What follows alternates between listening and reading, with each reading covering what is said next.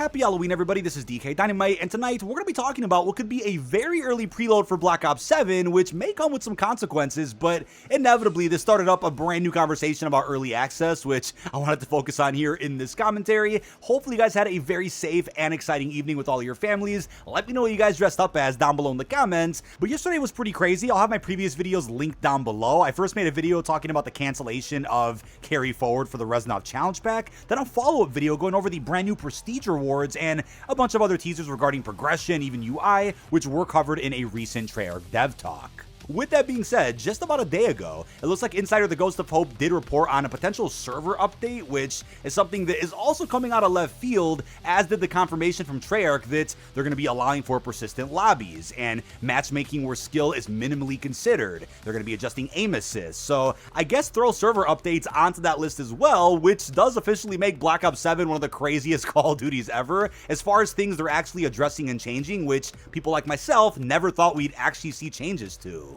So Hope is reporting that Black Ops 7 will be fully migrated to the Microsoft Azure servers with its global launch on November the 14th. Allegedly, the beta itself did use some of those servers, but it wasn't throughout the entire beta, and this honestly makes sense considering Microsoft now owns Call of Duty, and instead of paying to rent other people's servers, they can just use their own in-house. Now, will this mean a dramatic improvement to your connection, your latency while playing Call of Duty? We could certainly hope so, and it's also a question of what games will now be on these servers. Will it just be Black Ops 7 and Warzone, any other title going forward? I think servers have definitely been an interesting conversation for the last couple of years, since they've never really addressed them in a blog post and never really committed to upgrading the servers or changing anything dramatic, so we'll have to wait and see how this is going to impact the full launch of Black Ops 7. I also want to let you guys know that Call of Duty seems to be giving away some free Vault Edition codes, at least for Xbox. It's unclear if they're going to give away codes for other platforms later, but as you can see with this post earlier today themed around the replacer, if you zoom into the barcode, there's a code there for a Vault Edition of Black Ops 7, so make sure you guys do stay on the lookout whenever Call of Duty does post something on Instagram, Threads, Twitter, wherever it may be, because there could be some free codes you can snatch up before somebody out there quickly does. I also plan on announcing some other Vault Edition giveaways I'll be doing for Battle.net, even PlayStation. I'll be sharing more details on that as we get closer to the full launch of Black Ops 7. Now, before we continue, I want to tell you about today's sponsor, FlexiSpot, who are kind enough to send me their C9 ergonomic chair, which could look great in anyone's office, but especially for a content creator like myself, I'm going to be putting in so many hours into the launch of BO7 that being as comfortable as can be is an absolute priority. But this chair honestly had the easiest assembly I've ever seen from any piece of furniture that I built. It was really quick to put together, and as you can see, we have a footrest, rotating arms, extra cushion, and a lot being offered here for its mesh design, which is hard to come across for a competitive price. But if you're ready to check out some of the amazing furniture that FlexiSpot have to offer, then check out the link down below in this video's description or the pinned comment, and thank you to FlexiSpot for sponsoring today's video. But now let's jump into the full launch and preload of Black Ops 7. What I want to start with is talking about the New Zealand trick, because this is something that I think is pretty common knowledge now. It's very public, it's not some big secret or anything, and I've talked about this publicly on stream several times. It doesn't look like Activision really cares about this either, since they often make jokes about everybody flying to New Zealand a good day before the new Call of Duty releases. So here's how this works. I'm currently living in the Central Time Zone. You guys might be Pacific or even Eastern. The cool thing is, New Zealand time is roughly 19 hours ahead of United States time, give or take a few hours depending on if you live in the Pacific time zone, Central, Mountain, even Eastern.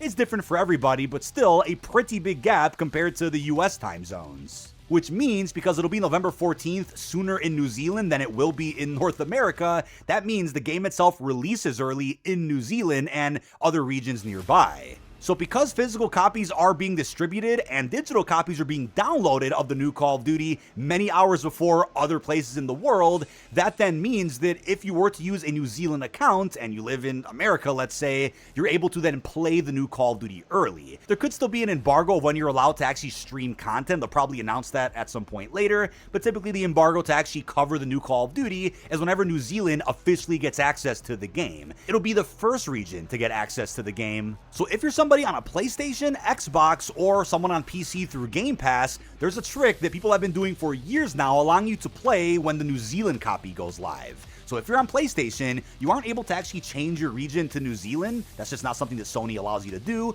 But if you go to your Activision profile on the Activision website and you change your address and your region to New Zealand, for whatever reason, if your PSN is linked to that Activision profile, it tricks your PlayStation into unlocking the data packs when New Zealand's copies go live. So even if you've pre-ordered on an American or a European account, you can still play the game early when New Zealand gets access, so long as you've updated your Activision ID. If you're on an Xbox, whether it's a Series X or S, even an Xbox One, or if you're on Game Pass through a PC, all you simply have to do is just change your region on your Xbox profile, and it'll let you right in when the New Zealand copy does go live. No need to actually change your Activision profile if you're on those platforms. But as of right now, that's the only early access method for Black Ops 7, unless something changes. In that case, I'll make a follow-up video or short talking more about that. PlayStation Size on Twitter just this evening did go ahead and report the following. Of course, subject to change. He found the PS4 preload for Black Ops 7, which has now been added to the database. He's reporting that the multiplayer pack as of now is about 11.6 gigs. The Zombies pack was 320 megabytes. That can't be right. And the co-op campaign pack was about 11.9 gigs. Of course, it doesn't account for the big COD HQ update that everybody's gonna have to download, which could be upwards of like 50 to 100 gigs depending on your region and console.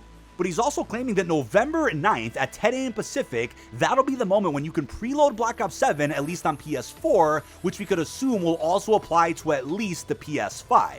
He followed up at the bottom of this tweet by saying that he doesn't have the exact info on the PS5 download just yet, but once he does, we'll end up posting that separately on his Twitter, probably in the coming days, maybe even sooner. But the weirdest part about this post is that it says release time, campaign and zombies November 10th, 10 a.m. Pacific, whereas multiplayer will be November 17th at 10 a.m. Pacific. So just to make things clear, at least from how this tweet is structured, obviously there's some incorrect file sizes there. It doesn't account for the entire full file size breakdown that we're going to have for Black Ops 7. Activision will end up publishing the full file size and PC requirements probably in the next week and a half or whatnot, maybe even sooner. But I do believe the preload could actually start November the 9th, at least for PlayStation, probably a day or two later at the very latest for Battle.net, even Xbox. Steam will also get the preload. But a big takeaway from this tweet is that, hey, campaign and zombies are going to release early November the 10th, and then multiplayer will go live on the 17th, which makes absolutely no sense because as Treyarch and Call of Duty have been tweeting for at least the last week and a half, they're continuously emphasizing that the full release date of BO7 is November the 14th, no earlier and no later than that. Of course, it's technically the 13th of November if you're doing the New Zealand trick while you live in the United States, for example. So I think this is clearly just a bunch of placeholder information that was left on last-gen platforms. Maybe at one moment in time, there was a plan to actually do early access, and those plans have since changed, yet last-gen is still reflecting on what could have been the original plan for early access.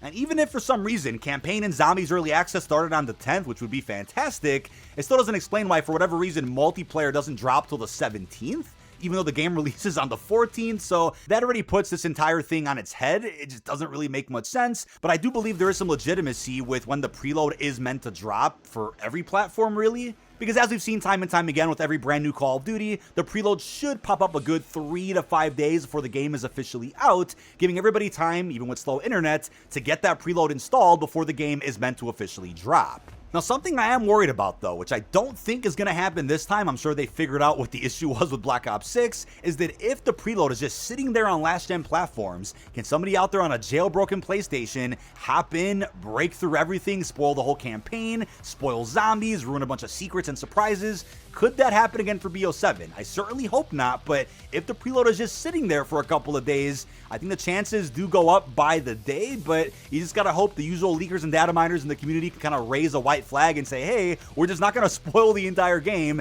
just a couple of days before it's meant to actually come out. But when you think about it, this could also be the last Call of Duty available on last gen, unless somebody figures out how to jailbreak a PS5 and a Series X next year. I think the issue with last gen leaking the entire new Call of Duty could probably just end up dying once last gen support gets cut off, presumably with the end of BO7. Now, something that's likely also to pop up in the coming days is a full achievement list for BO7, which sometimes could contain some spoilers, especially for zombies, so I'll be safely covering whatever I can whenever that information does pop up. Now, if you've been around for a while, then you know that whenever leaks pop up on Twitter or through an article, it's free game to cover, to do a commentary at least. I likely won't show whatever is leaked, but when it comes to spoilers about Easter egg steps or the storyline in zombies, that's stuff that I typically stay away from, because that's of course completely different from a weapon list or some trophies or little bits of harmless information that can honestly hype the community. But either way, that is about it. This has been dkdynamite. Leave all your thoughts down below in the comment section. What are your thoughts on this report about a very early preload for BO7 on November the 9th?